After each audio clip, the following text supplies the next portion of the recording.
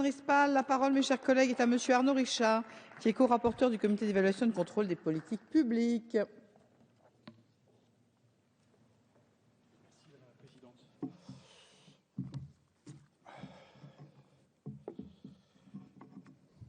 Madame la Présidente, Madame la Ministre, cher Daniel, cher co-rapporteur, Mesdames, Messieurs, chers collègues.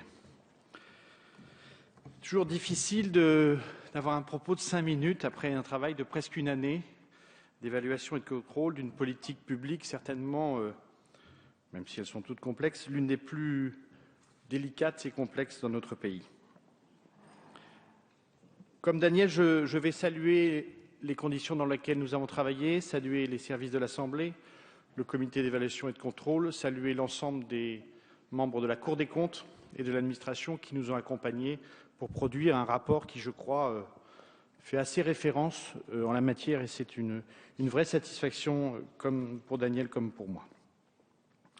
Saluer le fait de vous retrouver, mesdames, toutes les deux au banc. Nous avions quelques petites inquiétudes pendant ces travaux, mais je crois que vous avez trouvé une solution et j'en suis très heureux. Ce travail sérieux, transpartisan, nous a fait rencontrer des situations très difficiles, pour tout vous dire. J'évoquais à l'instant avec notre collègue le cache de Nanterre, mais nous avons vu des endroits difficiles dans notre pays.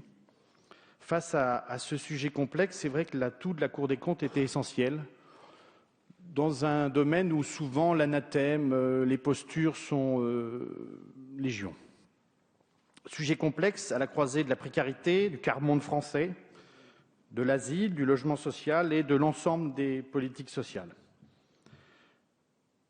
Je crois que tout ce travail réalisé, et ne le prenez pas mal, Madame la Ministre, me donne à penser que les propositions que vous faites, même s'il y a quelques changements par rapport à ce que votre prédécesseur a essayé de faire, et à cette occasion, je souhaiterais citer l'ensemble des prédécesseurs, dont Catherine Vautrin, qui était en charge de ces politiques publiques il y a quelques années, mais aussi Marc-Philippe Daubresse ou Nelly Olin ou Benoît Apparu.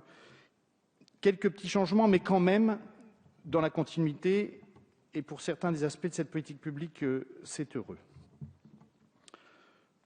On ne peut que prendre acte des propositions qu'a fait il y a quelques jours le gouvernement sur l'hébergement et sur le plan quinquennal de lutte contre la pauvreté. L'augmentation du nombre de places de CADA, d'hébergement d'urgence, comme la volonté réaffirmée vis-à-vis de l'intermédiation locative. Pour autant, ces annonces, et il faut le dire, sont faites alors que les diagnostics territoriaux ne seront réalisés par les préfets qu'au premier trimestre. Cette annonce, certes une vraie différence par rapport à la position qui était celle de notre collègue Benoît Apparu, va dans le bon sens selon les conclusions de notre rapport, mais n'est-elle pas, et ne le prenez pas mal, Madame la Ministre, une manière de masquer que l'orientation globale, et c'est une bonne chose, demeure sur cette politique, avec les SIAO, les CAPEX, et tout ce qui, il faut le dire, je sais que ce n'est pas l'habitude de cette majorité, a pu être réalisé par les précédents gouvernements. Et donc je pense que la refondation demeure, et c'est heureux, elle n'était pas parfaite, elle n'était qu'engagée, mais elle était, semble-t-il, un sillon assez profond sur un sujet difficile. Le gouvernement actuel met l'accent sur la construction et l'élargissement de l'offre de logement pour les plus défavorisés.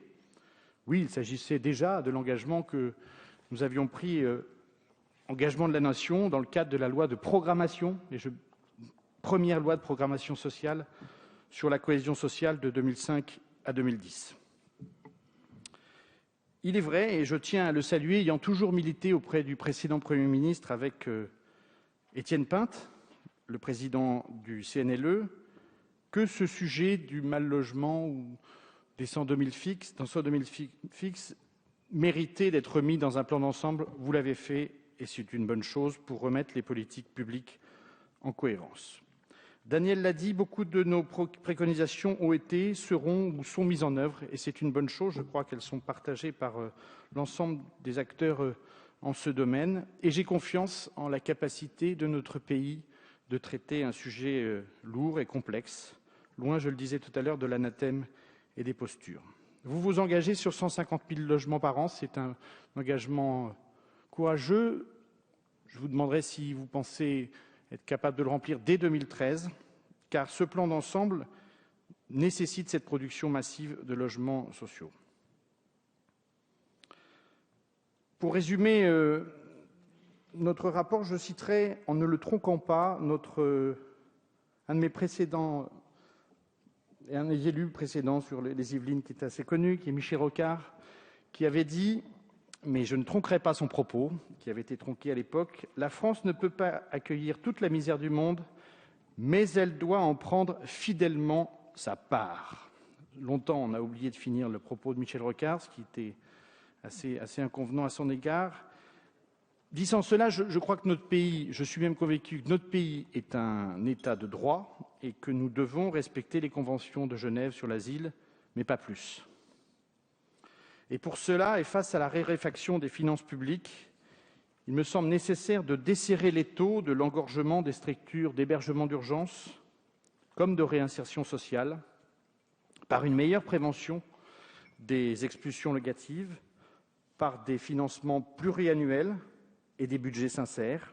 Mais je sais que dans les négociations que vous avez avec le ministère des Finances, vous vous y employez, Madame la Ministre, par un renforcement des dispositifs du logement d'insertion que sont les maisons relais, les pensions de famille ou l'intermédiation locative à laquelle je crois beaucoup, par une réorganisation de l'État au niveau local comme national qui soit cohérente et stable, par des financements et surtout des lignes budgétaires souples entre les programmes, que ce soit pour les démunis ou les exclus, et par une meilleure articulation entre ce qu'il se fait au niveau de l'État et dans les collectivités locales, parmi lesquelles les conseils généraux.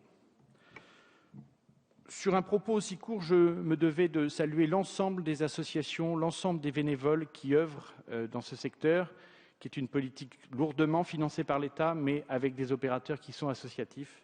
Et il faut leur rendre un grand hommage, comme nous l'avons fait dans le débat précédent sur l'aide alimentaire aux plus démunis. Le sujet de l'inconditionnalité a toujours été réaffirmé par tous les présidents de la République, que ce soit Jacques Chirac, Nicolas Sarkozy ou François Hollande. Je pense que c'est la grandeur de la France. Pour autant, je reste convaincu que face à ce sujet sensible, il faudra certainement être innovant face à des financements de plus en plus réduits, être volontaire. Et je vous fais entièrement confiance, Madame la Ministre, au-delà de ce qu'on appelle les SDF, de prendre en considération aussi celles et ceux qui sont ce qu'on appelle les SDF invisibles, qui souvent vivent dans leur voiture, dans des cages d'escalier, loin du regard extérieur, du regard médiatique, et qui est une frange de la population, de ce quart-monde français vis-à-vis duquel nous nous devons d'avoir une réponse politique. Je vous remercie. Merci,